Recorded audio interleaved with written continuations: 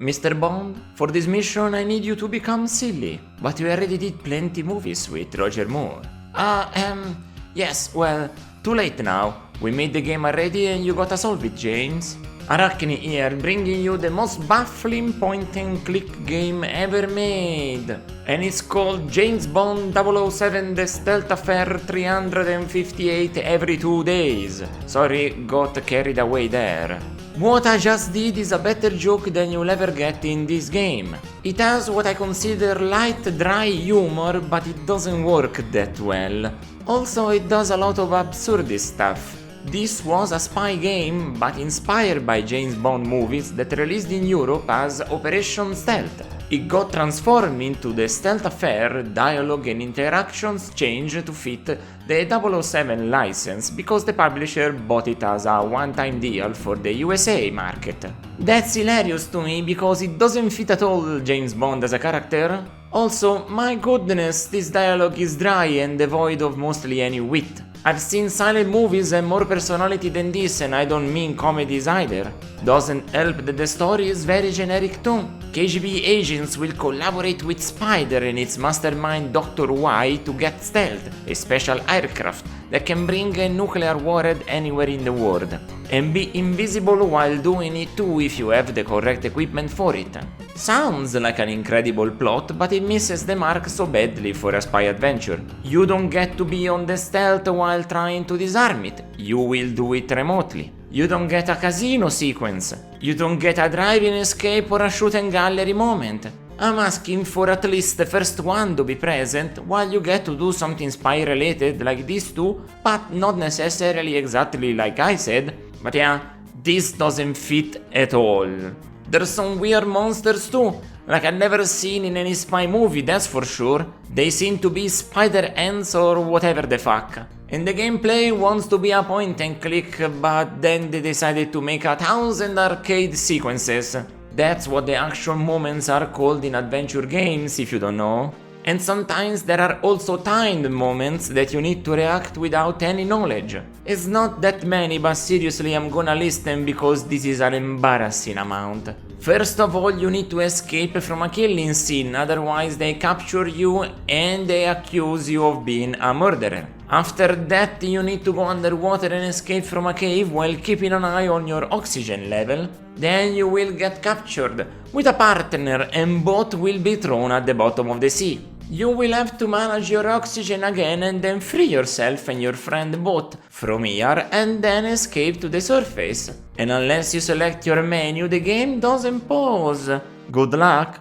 By the way, this is the second time this happens because they don't know how to progress the story aside from literally moving you around without any agency. Then you gotta solve 2 top-down labyrinths back to back with revolving doors that open others when you interact with them. After that, there's a jet ski chase sequence where you need to catch onto your enemy and avoid all the rocks in the road. You have a health bar.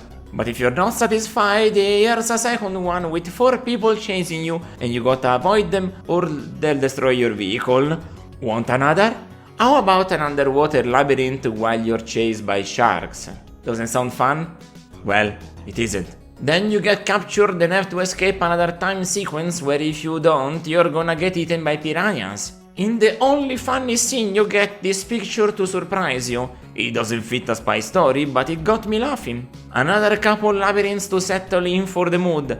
This time with the infamous spider ants that somehow exist in this very realistic story. By the way, they are never explained, so you can finish the game happy not knowing shit ass. I love when a game is consistent at least.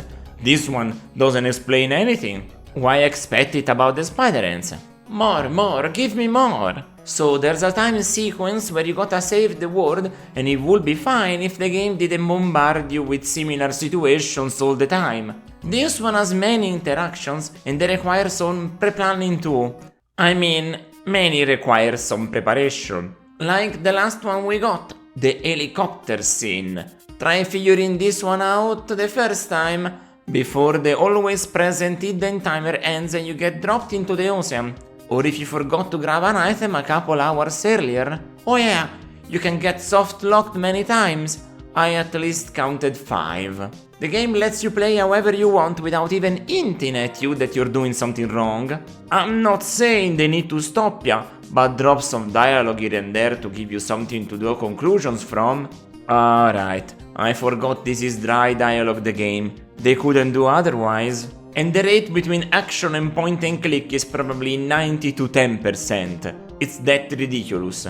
Took 7 hours to finish, but without all the action scenes, it would have been over in 2. Mostly because of the copious amounts of retries I had to do, because otherwise I couldn't have never understood it first try. This is a point and click game. It advertised as one and it calls itself an adventure, but it asks of you to perform an incredible amount of trial and error.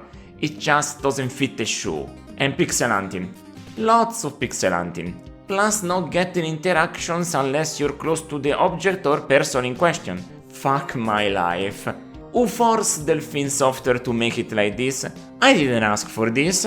Must be that they just couldn't make it any better, because otherwise I just can't understand. Also, the version I'm talking about is the US MS-DOS release for VGA with Roland MT32 support. I'm saying this is important because it's marred with technical problems.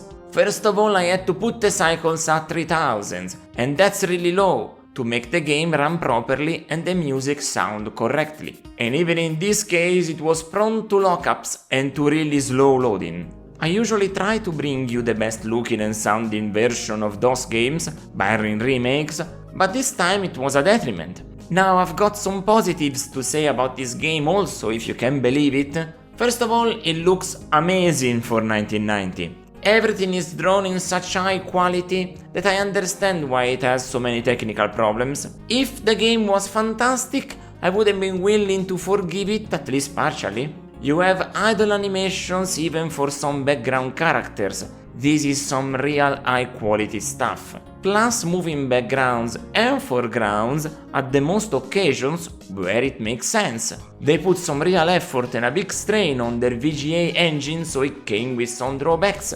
But what can you do? The soundtrack is very nice but really short. You're gonna hear the same track for every underwater section, for example.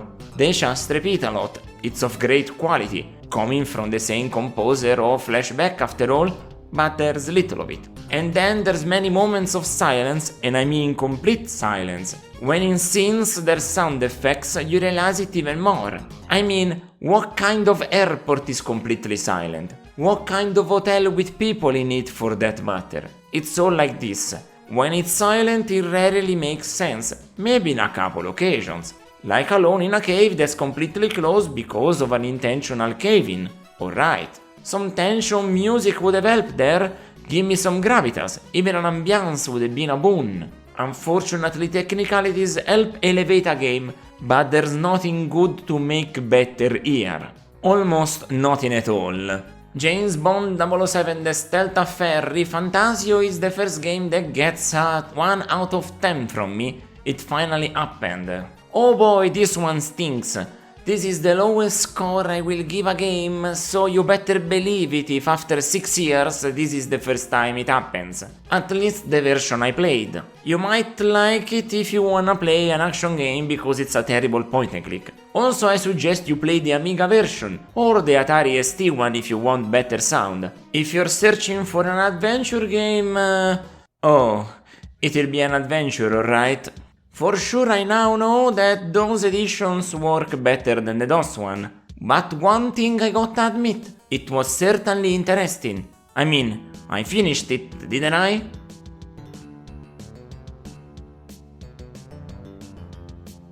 If you wanna see me play the games that I will review plus some extra stuff, catch me on Twitch at Araknie Retro. It's my natural habitat, you see? Until next time, ciao ciao!